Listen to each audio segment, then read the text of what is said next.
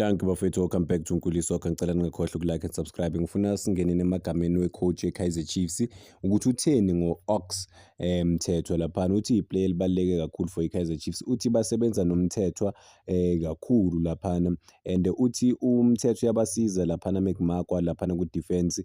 Uthi umthethwa is one of key players eKaizer Chiefs at the moment. Amagama amakhulu-ke lawa bafethu aphuma laphana kucoach. Obviously-ke sozama ukwa-dissector ngendlela yami sibone ukuthi mhlampe umthetho what is he giving iKaizer Chiefs. Kusho ukuthi uye phela i-engine yeKaizer Chiefs in terms of ulinka iKaizer Chiefs defense in the midfielder, possibly nama-forward, because umthetho unokudrifta laphana aye phambili. Simbona aqala ama-moves ne-pace yakhe because a lot is expected from yena umthetho. But my biggest worry, or it's not even my biggest worry, because I'm a fan of Kaizer Chiefs. When I'm at the stadium, because I go to these matches, there's a sense of ukungamthembi umthetho from ama-fans we-Kaizer Chiefs. When I interact with them, njalo mebamba ibhola e-stadium kuba naleyo sense of uneasiness ukuthi hayibo umthetho uzolilahla ibhola, especially me laphana before afika mhlampe e-center esesayidini le-Kaizer Chiefs, bafuna ukuthi njalo usey'nyaweni zakhe because abamthembi umthetho. But umuntu in terms of i-defense unama-tackles agudi kakhulu bafethu, is able to recover ibhola for iKaizer Chiefs kaningi, but iphutha lakhe elikhulu uyalirecover abanike lona back ibhola. So I think is one of the problems kamthetho. But-ke iplayer edlala irole engaba simplified ngokuthi amake aphasa ibhola, whether uliphasa emuva or uphasa kuphi, is not comfortable ukuphaseni angithi. So alingahlali kuye umthetho kakhulu ibhola, nanokuthi nje aphase lama-short passes, anikele seyocele if udlala nocele, anike abantu abakwaziyo mhlawumbe ukuphasa kanconywana. Umthetho-ke bafethu u-Ox defensive midfielder laphana ku-Kaizer Chiefs bafethu, straight from KZN. Uqala ukudlala professional just 5 years ago. Umuntu la bekangazitsheli naye because besemdala, besekhulile ukuthi angafika ku-professional. But-ke impilo yomuntu ekaNkulunkulu namadlozi akubo bafethu, you will never predict ukuthi kungenzakalani ngempela empilweni yomuntu. Nangu ku-PSL, I mean ufike kanjani u-PSL ngoba uyi-hard worker overall. Yena uyi-hard worker, yabona umsebenzi wakhe ukuba yi-hard worker, i-aggression yakhe is needed laphana ku-Kaizer Chiefs. But kumele bamsimplifyele umsebenzi wakhe, banga-expect iy'nto ey'ningi, hayi ukuthi bangamdlalisi wonke amagame. Umthetho is not needed kwamanye amagame, like Kaizer Chiefs ezodominator i-play la kudingeka khona umthetho ukuthi aye phambili kakhulu, akadingeki because phambili you won't offer iKaizer Chiefs that much. Imagine same thing like badlala namaZulu, baholda ibhola kakhulu, they dominate the play, they dominate the game, they create opportunities. Abafake enye midfielder-ke e-creative ukuthi ilande amaZulu straight, because amaZulu sebadefenda kakhulu laphana overall. So you don't need i-player like umthetho kwamanye ama-match, especially ama-match like Kaizer Chiefs ezodominator khona kakhulu. But uma bazodlala i-match e-difficult la kuzoba ne-threat, bayamdinga umthetho, not when there is no threat at all for iKaizer Chiefs. I mean umthetho ubuilde repetition yakhe strong bafethu laphana ku-Stellenbosch club efuna ukuthi ama-team amaningi, but-ke wachuza yena iKaizer Chiefs because I remember kwi-interview athi yena at the end of the day i-decision boku eyakhe, konke bekulele kuye ukuthi achoose ukuthi uyaphi. Uthi iStellenbosch noma kuthiwa besithini, but wabatshela ukuthi yena ufuna ukuya ku-Kaizer Chiefs, isinqumo sakhe. I think it's a good thing ukuthi ama-player athathe ama-decision wabo esikhathini samanje, because ama-player they looking at ukwenza imali fast, but-ke forgetting ukuthi i-play i-well-being ye-player overall. So umthetho overall laphana akekho flash in a way, akusiyi-player eli-flash lizokushayela iy'kili or lizokuphasela kahle, no. But-ke kuma-highlights nje wakhe ukuthi uyi-destroy, uyakwazi ukuprotector i-defense vele laphana ku-defensive midfielder, uyakwazi ukulwa, uyakwazi ukudlala dirty if kumele adlale dirty, like uyakwazi ukuthi anike i-freedom amanye ama-midfielders ukuthi a-explore ukuya phambili because yena ukhona ukubhalansa laphana. I mean ufike laphana Kaizer Chiefs, I think it's 2 years back.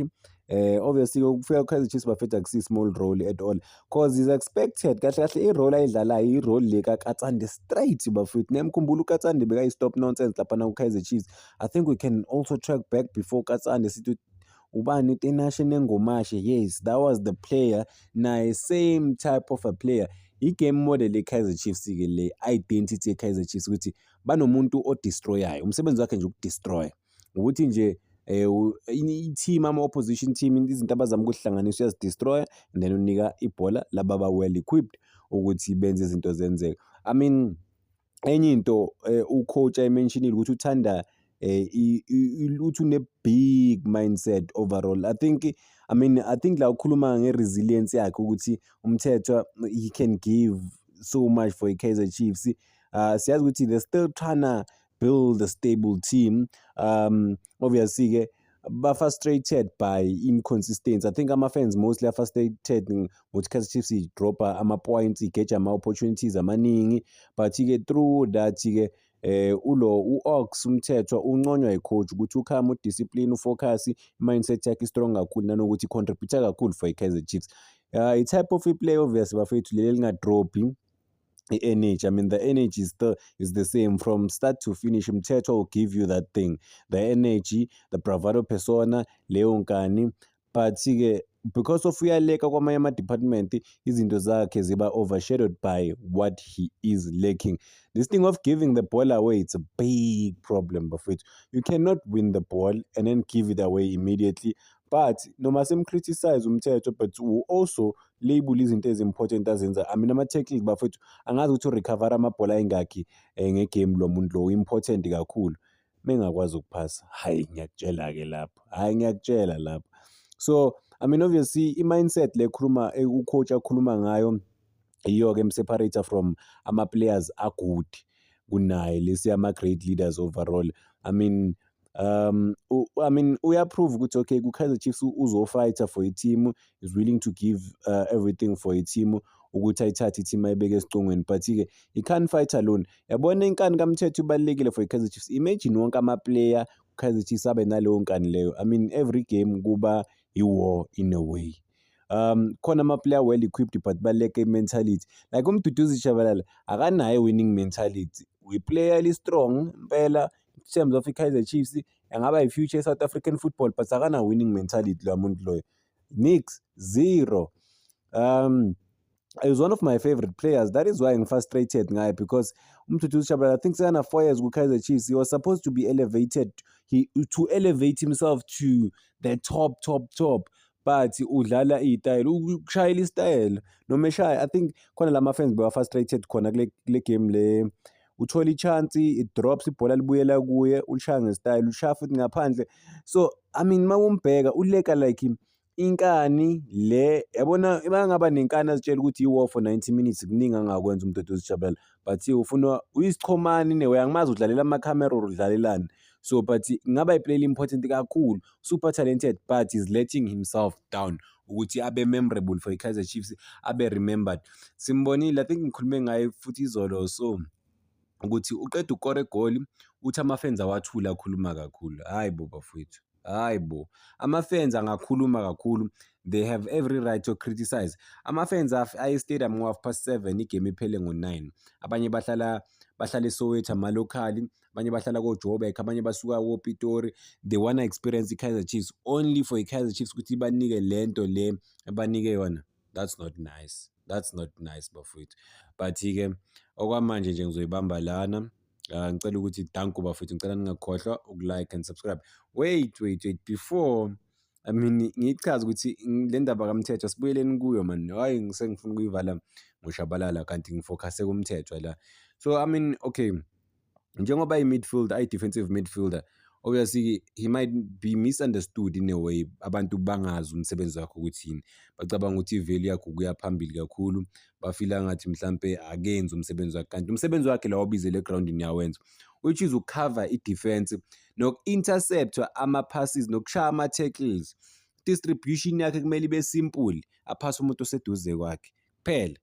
So akwazi uku-organize ama-teammates wakhe laphana esiswini, nanokuthi amake sure ukuthi bane-depth eba-balance laphana esiswini. Wokuphela umsebenzi wakhe bafowethu, awukho omunye, awukho ngempela. I mean I will take it back kancane bafowethu, sithi Nashine Ngomasho obviously laphana esiswini, hard tackler for i-Kaizer Chiefs, uyi-leader. Bombona ngempela ukuthi akadlali, usempini for 90 minutes. That is what is demanded or expected from Umthetho. Katsande, salt and vinegar, aggressive now, fearless, i-fan favorite because bekayiqeda yonke lento le ukuthi amanye ama-team ngeke athuke mawadlala ne-Kaizer Chiefs. Bekwaziwa nje ukuthi mawuzodlala noKatsande it's not gonna be easy, kuzoba nzima kakhulu overall. So uMthethwa ufitha kuleyo system leyo, but uyi-modern version of ama-midfielders lawa ake wadlala ku-Kaizer Chiefs. Well, maybe akaka-build i-legacy lakhe naye, but-ke if he can master izinto ukuthi uyali-recover ibhola akwazi ukuliphasa kangcono, naye angaba iconic kule midfielders ye-Kaizer Chiefs. I mean impact yakhe ingaba nkulu overall laphana kuma-big games bafethu. Asazi ukuthi i-future yakhe naku-Kaizer Chiefs izoba njani because bekukhulunywa indaba yokuthi they're talking with him ukuthi possibly ba-renew i-contract, because I think leya wayisayine izophela I think next year or so, but-ke they wanna extend i-contract yakhe because babona i-value overall laphana kuMthethwa. Asizibambeni la, danko bafowethu.